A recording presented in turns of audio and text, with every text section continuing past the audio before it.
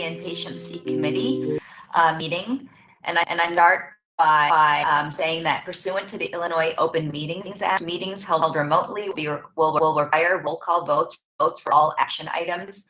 To streamline, we've combined the action items into one combined motion, so only one roll call vote for action items will be needed during the meeting. And meetings, CCH boards, committees will be held remote until otherwise noticed due to the determination that a public health emergency exists. So I'm going to call the meeting in order, and I'm going to ask Secretary to call the roll. And Madam Chair, just so you know, before I call the roll call for attendance, we do not have a quorum at this point. We do have Director Robinson, who has agreed to fill in as a substitute member, but we still need one more director. We do expect Director Story to join us later in the meeting. So it's my understanding that we can, at this point, receive information, not take any votes on anything, and hopefully by the time we need to take votes on anything, Director Story will be with us. Great. Thank you. Excellent. So as far as the roll call, my papers together here. Director Garza is absent. Director Prendergast is absent. Director Story is absent. Director Robinson? Present. Thank you. And Chair Kim? Present. You do not have a quorum. Okay, well, thank you. And again, we will continue to receive information. Hopefully, Director Story will join us towards the end of the meeting. I should also mention that our next regular meeting of the Quality and Patient Safety Committee is scheduled for Thursday, February 16th at 10:30. I'm going to first ask if there is anyone who's registered to provide virtual or testimony or submitted in written testimony to be included in record. We do not receive any registrations, nor did we receive any written testimony. Okay, thank you. So we're going to move on to the report on quality and patient safety. I'm going to turn it over to Dr. Mikaitis to talk about the HRO dashboard, which you see on our screen. Hey, good morning, everyone. So as always, let's start with readmission slide. As you can see, we've got a little bit of an increasing trend on our readmissions month over month. We've gone from 9.9 to 10.45. However, the few months preceding that have shown a increasing trend in our readmissions. Year to date, we remain at 9.8%, so better than target of 9.9. However, now we're above our stretch goal of 9.7. A few of the contributing factors are heart failure readmissions saw kind of an outlier, a high outlier this month, August into September. We went from 9% up to 20%. Looking into that, into common contributing causes. And a few other contributing factors were our trauma cases. They went from 6 to 9%, as well as oncology, which has a 3-month increasing trend from 12 to 21 to 24%. September. A few things that we're doing to address those trends. We're engaging with our trauma team. They now have a coordinator. So Dr. Bakari has reached out to look into some QI projects, this being one of the more immediate areas of focus. And then we're doing a broader HRO restructure, and we're having discussions with our readmissions work group to broaden that diagnosis-based approach. They've been really focused in on heart failure, but as evidenced by the trends we're seeing, oncology and trauma and a few others offer some opportunities.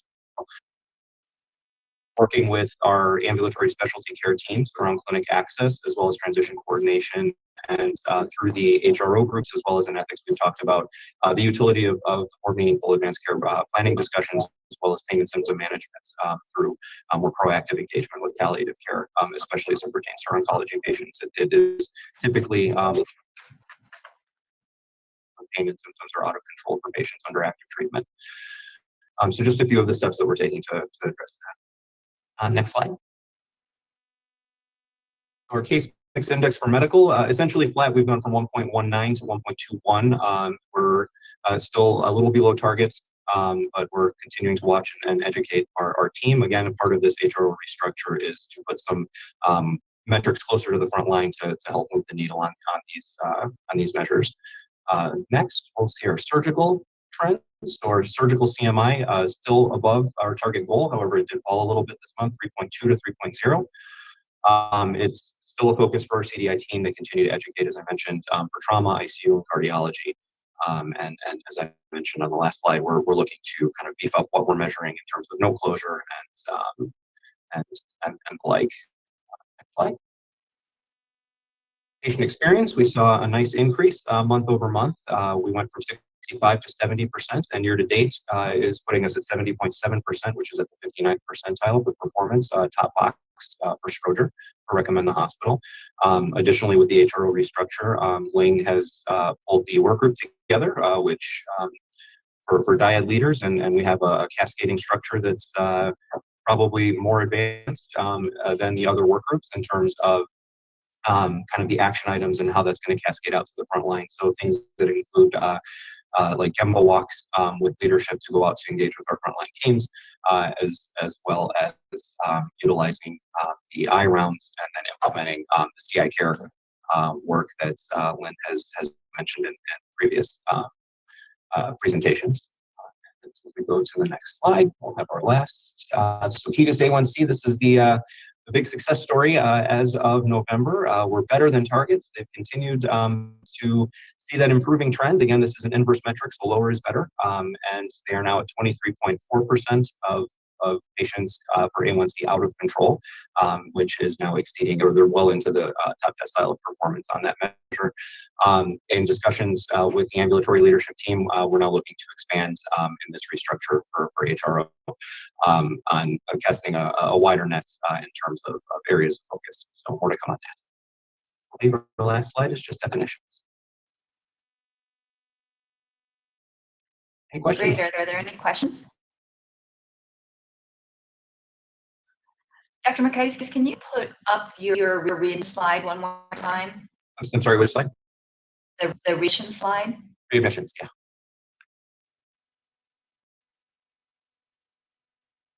So, am I echoing, or is it easy to hear? A little bit. No, I'm sorry. That's Yeah. I'm trying to figure that out. I'm sorry. Well, I just wanted. Is there any seasonality in your experience with readmissions?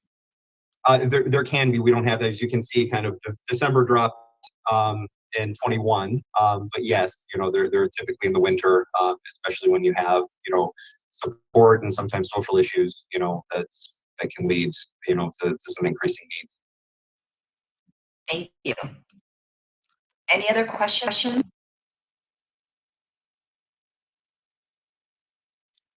Okay, thank you, Dr. Makaitis. Next, we have Leslie Frayne, Chief Associate Quality Officer. She's going to provide us regulatory and accreditation updates. Great. Good morning, everybody. So for our regulatory updates for January, we have no actual follow-up surveys currently. However, we have quite a few things pending. So I'll start with Provident. I think I told everybody last time that Joint Commission has now moved up their triannual surveys to their pre-COVID dates. So Provident is affected by that. Provident will be surveyed in 2023, not in 2024 as expected.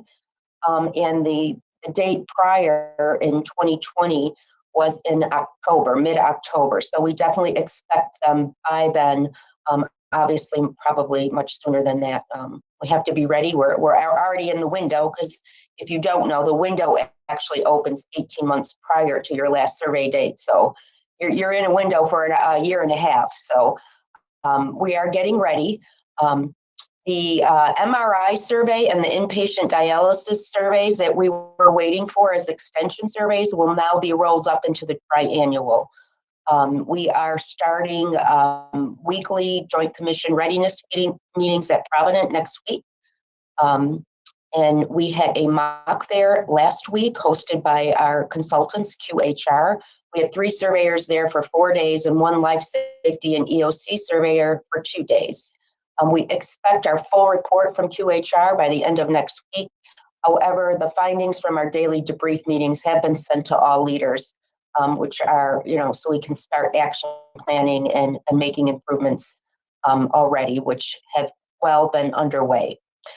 We also were informed that the CAP, the lab survey, is expected in 2023 also. We were in a 2024 period for that, but they have also moved to pre-COVID schedule. So we have both a triennial and the CAP due at Stroger this year. The next slide. I said Provident. I'm sorry. Stroger. So for Stroger, we are waiting for our stroke certification survey from the Joint Commission. Any day now, actually, we should be getting that notification. We do get a 10 business day notification of the date, which is good. I should be getting that any day. We expect that. We've been saying January and February. Most likely it will be February since January is winding down. We had two mock surveys from QHR, and currently we're doing daily rounds and follow up competency assessments, everything stroke survey ready as we speak. Also for Stroger trauma designation survey, been talking about this for a while. We started preparing last February. We now have the necessary staff hired to move forward in 2023. So we expect to move forward with that. That is voluntary, but something that we want to do. And then we also have the Belmont-Cragen Extension Survey also on our list. It has been for quite some time. So that's the updated Stroger. A lot of survey readiness going on. We actually have a regulatory wisdom hour and a half session today hosted by our QHR consultants to update all of our leaders within the entire system on the 2022-2023 standards. So lots of activity. Thank you. Any questions for Leslie? Seeing none, thank you. We're going to on, and again, I apologize for my I don't know why it's acting up, but we're going to move forward. Quality nursing operations update. So Dr. Bina Peters, our Chief Nursing Executive. Dr. Peters, going to take it over. Good morning, directors. Bina Peters, the Chief Nursing Executive. This is our quarterly nursing update on nursing operations as well as quality. Many of you all of you have seen this slide. So the nursing guiding principle priorities are set on these pillars: provide high quality care, efficient and effective nursing care delivery model, workforce planning and development, improve patient experience and staff experience. So these are the guiding priorities we use to drive the nursing operation as well as provide safe patient care. Next slide, please. In 2019, nursing both leaders and the frontline staff came together to establish the Department of Nursing Guiding Principle. These guiding principles help us to make decisions on our daily operation as well as setting strategies. Those are patient-centered care, shared governance structure to hear the voice of the frontline staff, a culture of clinical excellence, culture of accountability, just culture, teamwork, collaboration with other healthcare partners, improve efficiency, evidence-based practice, and also commitment to lifelong learning. So we incorporate all these principles to our daily practice, and not only at the system level, but also across at the frontline staff level. Next slide, please. So nursing started focus on nurse-sensitive quality indicators, which are a national nurse-sensitive indicators established for nurse to make sure to measure the safe patient care as well as the efficiency of the nursing care delivered. Hospital-acquired pressure injury is one of our indicators. We started in 2019 and continue to monitor. Since we started monitoring these indicators, there are close to an 82% reduction. For the last 2 years, we sustained those improvements by hardwiring those principles. And currently, the system, part of the national database, we are one of the top performing hospital in the country, especially during COVID for the last 2 years. There were a significant or a 7 to 8% increase in hospital-acquired conditions, and we were able to sustain, in fact, to decrease further. So this is a big accomplishment for our patients. And also there are, cost avoidance. Each hospital acquired brush injury cost around $43,000 per incident. So having this improvement actually contributed to a cost avoidance of $12.5 million approximately. If you look at the graph here, that is actually the benchmark, national benchmark. Again, lower is the best, and we are actually performing, the top 10th percentile through this data from a national nursing quality indicators perspective. When we achieve the goals and sustain those achievements for 8 quarters, that way then we can say we hardwire it, and that is become the part of our day-to-day operation. And this particular indicators, we hardwire it through daily nursing practice. Next slide, please. So also we track the hospital-acquired pressure injury Provident, and we have 0 hospital-acquired pressure injury at Provident. And we were not able to submit the data to the national database because of the low census. There has to be certain criteria.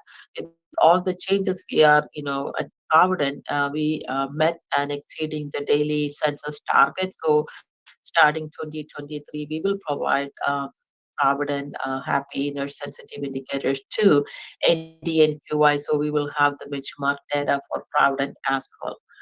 Next slide, please. The next indicators we watch across the system is the patient falls.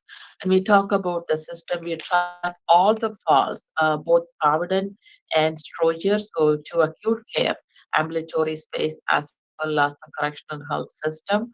And overall falls decreased by close to 13% across the system. But majority of the focus for nursing interventions were within the acute care setting. So next slide, please. Just is the summary of the falls reduction program for a Stroger Hospital. Again, we are seeing, decline in the falls in Stroger alone across Stroger hospitals. Overall falls reduction is close to, we achieved the reduction of a 46% reduction in the total falls and a 34% reduction in the total falls with injury. The main focus area is the falls with injury. We also provide the benchmark or provide our data to the national benchmarking system.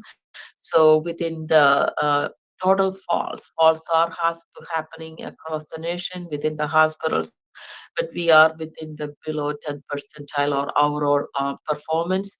Areas focused nursing is on the falls with injury. We are seeing the trend, it's going down, and we are below the national, 50th percentile. So continue to do the work. Again, the cost of the falls per incidence average is around $14,000, 14,000, and that also, potentially a cost avoidance of approximately $1.54 million. Next slide, please. So just to look at the Provident falls, this is one area I see an increased trend with total falls at the Provident Hospital. So we are drilling down to understand the why. So the good news or the 0 falls with injury, that is the main focus area. However, we will be looking at the cause, the root cause of the increase in the falls, and also correlating that with the recent, patients increase, and more action will be presented to the next meeting to see what we need to do differently at Provident, to decrease or maintain the 0 falls. Next slide, please. The nursing sensitive indicators is the central line associated infection. We are seeing a trend in declining the central line associated bloodstream infection. So, overall we achieved a reduction of 38% between, for the last 3 years. But when you look at the benchmark data, we are seeing, there are certain quarters we are above the mean. So we are looking at the reason, the why, and one of the priority for the nursing in collaboration with the quality team, the whole team, because there is nothing a nurse sensitive nurse can do alone, but as a team we can do. So we are going to look at a daily bundle compliance and to see what else we can do to hardwire the process. So that are the next step at Providence Zero Classy for the last 3 years. Next slide, please. So again, the other indicators we are watching is catheter-associated urinary tract infection. We are seeing a trend in decline. Here also, we implemented multiple action items to decrease the catheter-associated urinary tract infection that include a nursing protocol and looking at the device days and the number of actions that are actually in place for us to minimize the CAUDIs. And we will still drill down and understand those protocol compliance on a daily basis. That should get us to a zero CAUDI for the future. So more work to be done in this area. So we track the same information at Provident Hospital, and there is zero CAUDI at Provident. But again, the Provident, the volume is low, but we wanted proactively, we are placing actions in place at Provident to address the increased census, planning the 2023 increase, projected increased census. Next slide, please.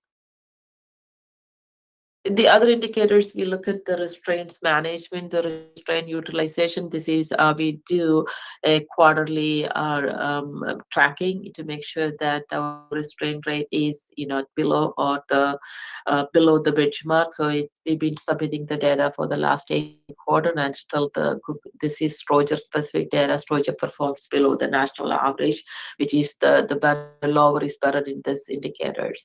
Thank you. Next one, please. Sepsis, this is a collaborative initiative for the health system to focus on sepsis prevention.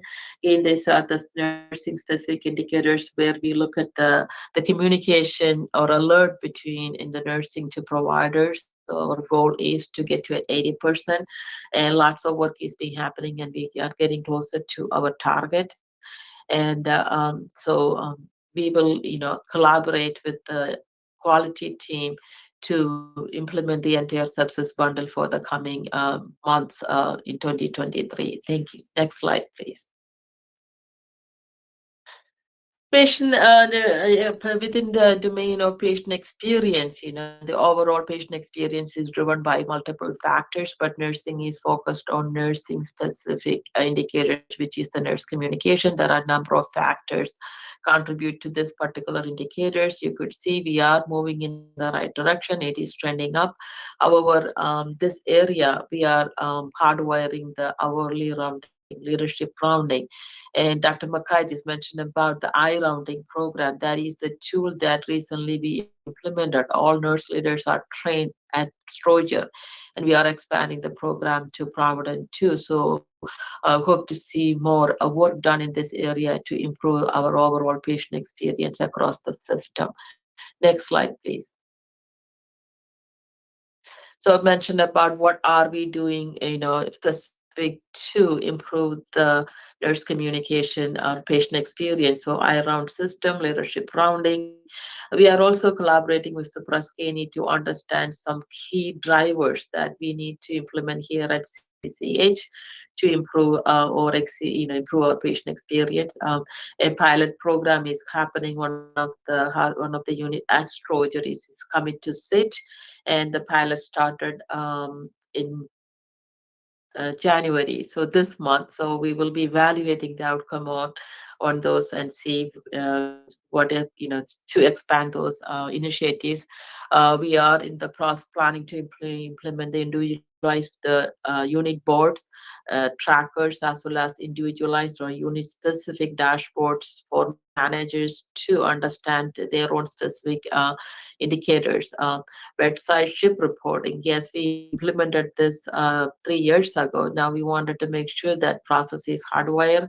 CI Care is rolling out in collaboration with our Chief Experience Officer, and also looking at the leadership structure of the unit to have a multidisciplinary structure, diets model with the nurse as well as a provider model. All these plans are in motion for 2023 to improve the quality as well as the patient experience and staff engagement. Next slide, please. So again, leapfrog and CMS star rating, this is the system-wide effort, but these are the nursing specific initiatives that we are focused for us to improve our publicly reported rating, leapfrog and CMS. Again, this is a collaboration, but nursing specific indicators are barcode, medication scanning, hand hygiene, compliance, observational reporting, decreasing the PSI 90 score, which is mostly the hospital acquired condition, and specific to nursing is the pressure injury. And also nurse sensitive indicators. So things I shared as specific to nursing is going to contribute overall outcome.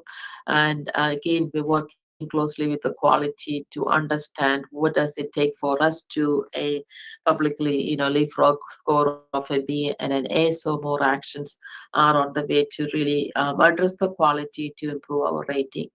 Next slide, please.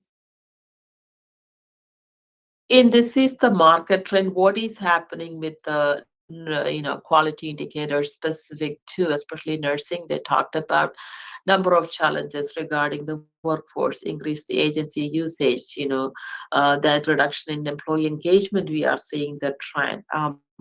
Overall, quality indicators specific to nursing or nurse sensitive indicators decreased by 7%. So we are seeing a trend in the safety culture, patient safety outcomes are actually below pre-pandemic. So each systems are looking at to see what we can do. And but here, Cook County Health System, we are seeing, improvement in all our patient safety, nurse sensitive indicators for both Roger and Providence. So that is something, lots of hard work from my leaders, the frontline staff, and I do wanted to applaud the whole team for sustaining and improving the quality with the number of challenges, with the increased agency usage, increased volume, as well as pandemic challenges. Next slide, please. So again, as we are, nursing, presented the nursing strategic plan to the board in 2019. So we are actually closing, the 20 FY 2019-22 strategic plan. So these were the focus area which I shared with the pillars, and all those areas we made significant improvement. And the areas that we continue to focus on: workforce planning and development, which is really looking at the future of nursing workforce, and also looking at the top of the license. The quality improvement, nurse sensitive indicators made significant improvement. So the goal is to sustain and also sustain those improvement and continue to be, one of the top performers in all nurse sensitive indicators.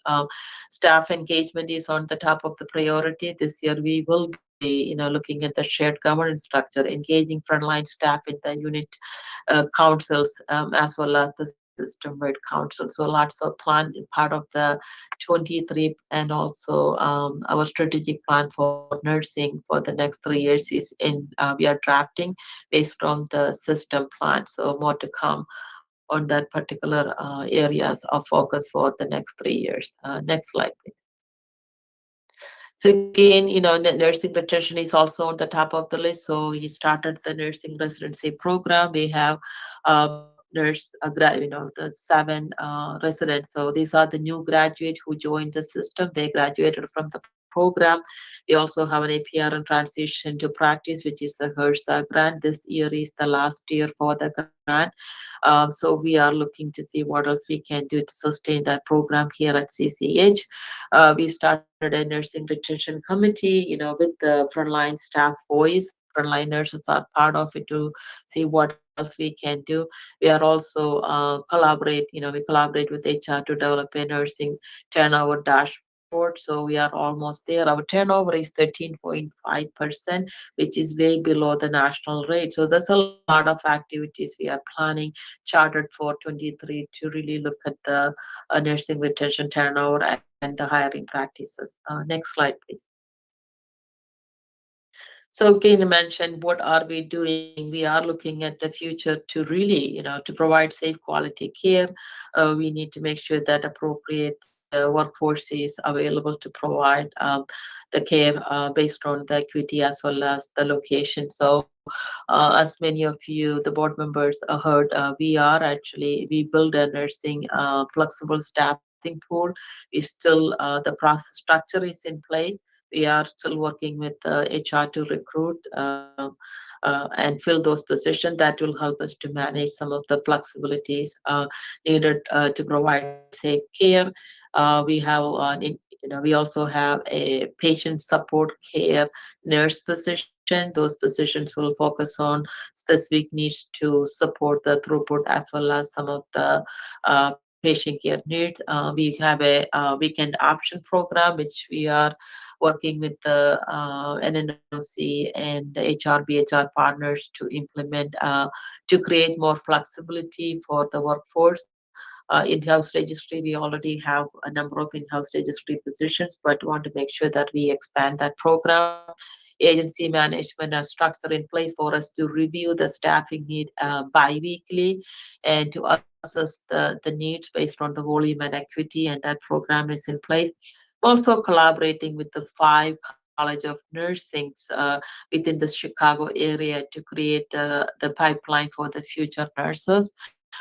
We started a program called nursing externship program. We onboard senior nursing students as externs. They get to work with our own nurses, the preceptors, and they create the pipeline. And so those are all the actions in motion for us to really look at the nursing workforce development for the future, which again come back to providing safe patient care. Next slide, please. So with that, thank you so much, and I'd like to open for any questions, suggestions, or comments.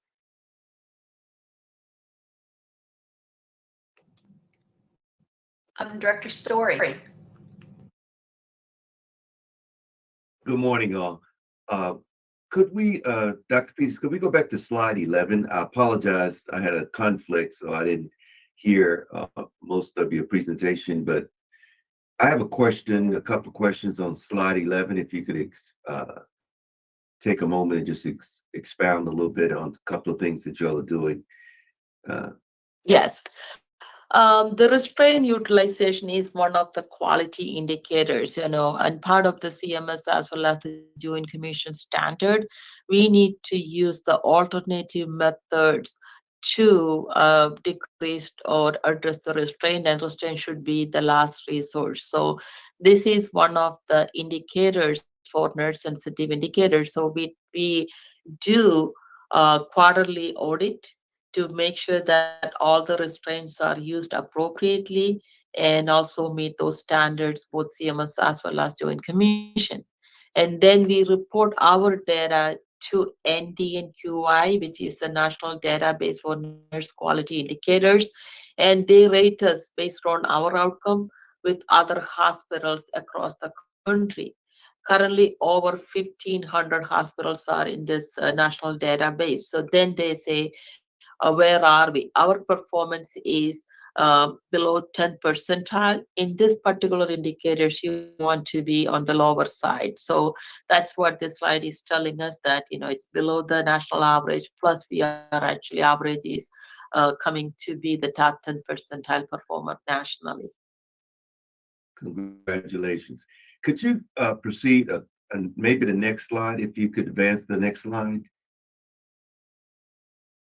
Not the, if you just keep, let's know.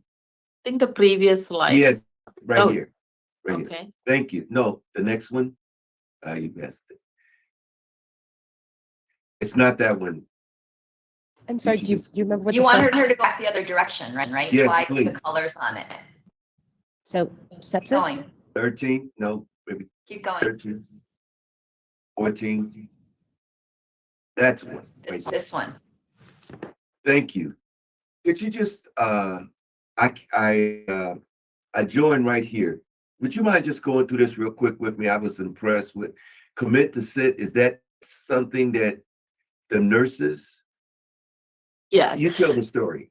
Commit to sit is one of the best practice to improve the patient engagement. And this is not just nursing, it's any providers, any caregivers, when they have the encounter or FaceTime with the patient, they pull a chair and sit. That shows that I have time for you. And so also that provide the clinician come down at the patient level. They are, lying in a bed, so I'm sitting and talking, and that's this program. So not just nurses, it's also the providers are part of it. Any clinician that comes to, their first thing is they sit down and talk to the patients rather just standing and saying. So that's the program we are piloting. That's impressive. I love that idea. As opposed to standing in a Yeah. superior position, you're near lateral. That's wonderful. That's a wonderful idea. And the bedside shift report, what's that? Bedside shift report is that you engage the patient in their care. So when nurses hand off their shift report to the next nurse, they go to the patient care room, introduce the nurse, say, I am so and so, and this is your nurse incoming, and give the patient specific report at the bedside. So patients are engaged in their care and the decision making. So also help the team to understand the care. So the patient is part of that report. So it's at the bedside rather than olden days, or we give the reports at the nurse's station. So the patient is not part of that reporting initiative. So they hear what are our plan of care. That's wonderful. And the CI care, CI care is, the values of the system. This is where I'm going to invite Lynn, if you are on the call, expand on it. So we are changing our core values and going to the CI care. These are the training about each situation. How do I or individual need to, bring in our value to our communication. So that's the system initiatives, and we are piloting this program in one of the nursing division. Hi, so this is Lynn Dang. Good morning, Director Story. So CI Care is also the standards of behavior. Each letter stands for an action that everyone needs to take towards every interactions with their patients and their colleagues. C stands for connect. I is to introduce yourself. D is to communicate what you're doing. A is to ask for permission. This shows respect to our patients and our colleagues. R is to respond to the patient's questions or requests. And E is to exit courteously. And so this is what we're training at all new hire orientation. And we are also training them on Med-Surg 6th, 7th, and 8th floor, as well as the registration clerks. And the reason I'm hitting the registration clerk as our initiative, because I remember the question you asked before about how do we help improve the response rate for the patient satisfaction score. Most of our patients have the address that we have are incorrect. And so the clerks are going to be scripted in asking the patient to give us the correct address so that the surveys are not being kicked back. And hopefully once we have the correct address, they will receive the survey and we would get more of a response rate. thank you all so very much. This is super. I love actions in motion. Thank you. Thank you, Dr. Peters. Thank you, Lynn, for those explanations. And I apologize, Dr. Kim, for my late arrival, but I had another scheduled meeting. Oh, no, glad you're here. Thank you. I see Director Robinson also has a question. Yes, and Director Story, thank you for asking for explanation for these items because I had no clue, and now having some clue, I do have a question because I think the actions and motions are absolutely fantastic, and I would love to see if you're able to where you're implementing these, like commit to sit, as well as the bedside care if you can track those numbers and see for those folks what the readmission rates would be like. Because what I see you're implementing here is a sense of we care, and then also it now invokes the trust from the patient, which would then allow the patient to open up and say certain things they typically wouldn't say because of embarrassment, which then will lead them back to not having medication reconciliation. There are a ton of things that will follow up, but if you give that type of care, I believe you'll see major changes, but you got to track the numbers to be able to prove the point. Thank you, Director Robinson. Yes, we will track the outcome of this pilots, and we'll come back to to the quality committee again and share the outcome. If I could chime in, this is Lindang. The commit to sit, we are still working on ordering the chairs and also doing the training. So this probably will not be piloted until March timeframe. So just so you know, we'll start collecting the data now just to do a comparison. And then the great thing about commit to sit is when you're sitting and you have that eye-to-eye contact, it makes the patient think that we've been in the room a lot longer than we truly have been. And so I love this initiative. And then with the bedside shift report, it's a great opportunity for us to manage up and to speak highly of each other. And that shows that we're working together as a team. That's part of the patient satisfaction survey scores as well. So I'm so excited that the nursing division is doing this because it will truly help us improve our scores. Okay, the other thing too, and of course you know this, but we need to get the control group so we can actually see what's what, apples, apples. And the other thing too is congratulations on the top 10% where you on those categories. And I think as you start to have more of those items, you start to raise the level, you may find it our hospital becomes a desirable place that nurses want to come and learn, which again will help the big problem we talked about in the last meeting. So this is quite exciting. Thank you, Dr. Robinson. So, yeah, once the care improves, the nurses comes, I think we are moving in the right direction. Thank you. Thank you, Dr. Peters, and your group for great work. We are going to move on to our action items. We have no approval appointments or appointments at Stroger, but I'm going to turn over to the SMEC report. And our first presenter is Dr. Aiken, who's going to present Stroger Hospital medical staff action items for committee consider. Dr. Aiken. Thank you, Chair Kim and directors. Good morning. I have before you the EMS Committee of Stroger Hospital approved a list of medical staff action items as of January 11, 2023. We did that by electronic voting, and I have that before you for your consideration. These are the list of medical staff appointments, reappointments, and other changes. If there are any questions, I will pause to take those. Otherwise, then I will move to the summary of the summary report to the EMS of the HQPS committee meeting of November 22nd, 2022. Dr. Akintoran, this is Debbie. It was my understanding that those are moving to February because EMS still has to approve those. Okay. I'm not sure. David Brady, are you? Yes, we would present in February. Thank you.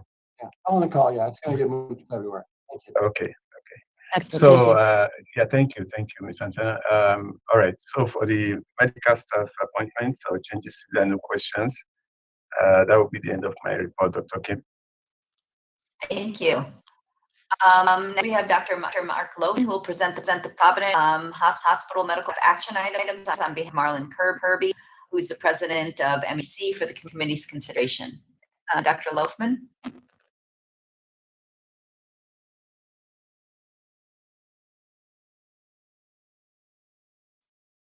Dr. Loafman, you may still be on mute if you're talking.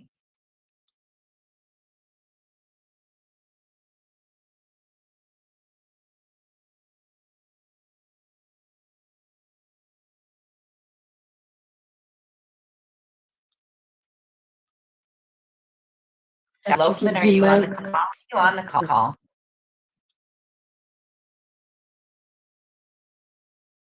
He is on, but he does seem to be muted.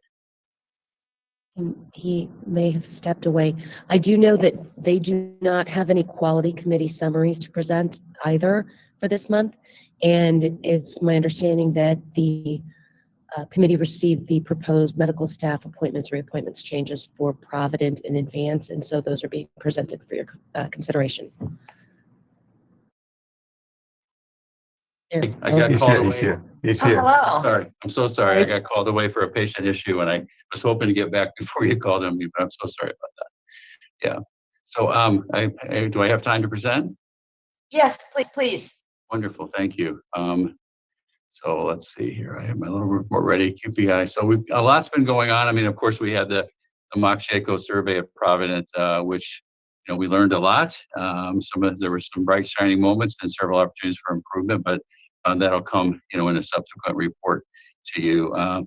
Recently, so a lot of good activities happened at the QPI at Provident. I'll touch briefly on some nursing functions. There really was a big focus on patient education, not just documenting it, but making sure we do it, and including the plan of care. So that's an initiative that I think they're using iPads to try to be sure they're doing some of that at the bedside. So that's all good. There were 2 falls. There had been a long time when there were no falls, but the volume is up.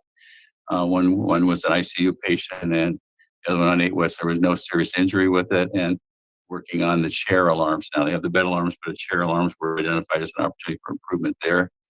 The 3 big observation areas are pressure injuries, bloodstream infections, and UTIs, and there was concern with the volume up at Provident. We start to see some. So far, none. So still really good nursing care work in terms of preventing. And then call lights being answered. They've added that as an initiative to measure because we know it's highly associated with patient satisfaction. There's a new call light system too they're beginning to work with, so they're optimistic that that will improve. The ER, they're still looking at the key indicators left without being seen. It remains too high. They are calling everybody that they can reach who left, and continue to report the same trends that patients needs were minor and the wait was too long for their minor need. People that do have serious injuries do wait and are triaged in faster, of course, which is part of the cycle. You see the sicker patients, and then those who are less sick have to wait longer. So their average length of stay, it has trended up and down a little bit. It depends. The target's 180 minutes. It's running closer to 220. So in 40 minutes longer. A lot of those are complex patients who take more time. They're also looking specifically at patients length of stay for those that are discharged. That should be a little more expeditious. And then admit time. How long does it take to get upstairs from the time an admit order was placed? They hope to do it within 30 minutes. They've got it down about 30 minutes, but it's still closer to an hour and a half. And so that's an initiative that's there. Infection control still working on hand hygiene. We've added a dietitian rounding 5 days a week to help. So the goal is 100% to have a timely nutrition assessment. We know food is medicine, and we want to have model a healthy food plan during our inpatient stay. So that's better now with the staffing that's available. In the OR, they're working on time start on time and stay on time, which allows them to get a few more cases. Also on turnaround time, the same thing, to be efficient. So people can be, procedure can occur around the time it was scheduled. So there has been some progress on those things, room for improvement continue. And the last OR initiative is a post-op debrief that they're trying to make sure they do. It's a good way to learn. What did we learn from this case? What went well? Not only to make sure that the counts are correct and the timeouts are well done, but also were there any efficiency information. So that's helping too, that they're doing the post-op quick debrief, just like the pre-op timeout. It helps with team-based care. So that's the end of my report. Happy to take questions. The credentialing report is also submitted. Quite a bit of activity at Provident there. The credentials committee's been active to keep those. So that's all submitted for your review. Happy to take any questions or comments. Director Robinson. How are you doing, Dr. Law? Good, good. Good Yeah. to see you again. It's been a Nice while. to see you too. Yeah, enjoyed working with you on the remote project. So, yeah. So, question for you: when Yes. Dr. Peters was talking about the nursing, and she somewhat did a comparison and put up Provident, your numbers were really good, but it was somewhat stated like it was a function of volume, and you made Yeah. reference to it to a degree too. But in Mhm. some instances, it seems as though it's not changing, but it's still actually at an excellent level. Is Mhm. there a difference between what's taking place at Provident versus over at Stroger? Yeah, I mean, I think a couple of things. I mean, I think we staffed up, to get ready. It's one unit. So I think, it's the small town analogy. Everybody knows everybody, and, management is visible right on the floor. I think, when you have one set of staff to be measuring, it's so easier may not be the right word. It's more streamlined to be able to if you see something, you can fix it right away. I've always liked that about community hospitals, that ability to get your hands around and manage it. So I think that has a lot to do with this. Stroger, it's one big hospital, but it's, there's 9 different med-surg units. There's all the different ICUs. And so I think making change and having reliability is always going to be much more challenging at Stroger in that way. Lessons to be learned. I think our nursing staff have learned those lessons. They're recognizing, kind of having the pods work cohesively. We're geo-localizing now. So even our med staff, I'm on service right now at Stroger this week, and where all of our patients were in one area. So we're essentially trying to function as if we're several small towns rather than one big city. And I think that culture, we haven't done that in the past. And docs would come on and off units at Stroger, and we might have patients on 6 of the 9 units, and you're running around all day. So this is much better, and I think that's what it's going to take. There's more of a sense that if a patient complains it's on my unit, now it's not part of the whole system. So I think that's the lesson, in my opinion. I think nursing's learned that. I think our physicians are learning it. And the more we take that lesson home, we can be a big academic medical center here at Stroger, but we can act like a small town on our units. And I think that's the point. That's interesting. I wonder if a conversation with Dr. Peters, if something similar to that could be constructed at Stroger. It's almost, if we look at the city of Chicago, we have X number of wards, Right. because it needs to be managed in order to make sure everything is operating at the highest level possible. And Yes. because your numbers are just great, there's no other way to state it. And that's not saying Strogers aren't very good, but 0 is 0. Yeah. And so just a thought.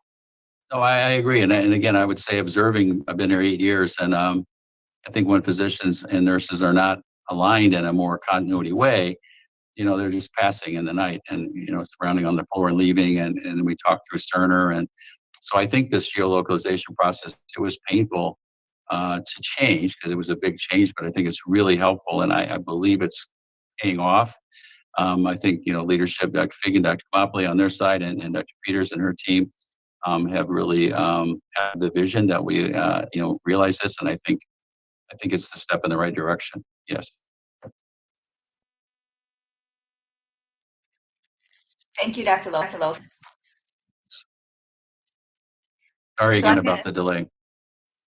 I'm going to move forward with our combined motion. I'd like to entertain the following combined motion to approve the following. Approve item 4B, Stroger Hospital Medical Staff Appointments, Reappointments and Changes, and approve item 4B, Provident Hospital Medical Staff Appointment, Reappointment Changes. So move. Do we have a Second. second? So move. Second. Great. My motion has been made and seconded. Madam Secretary, please take the roll call vote on the combined motion.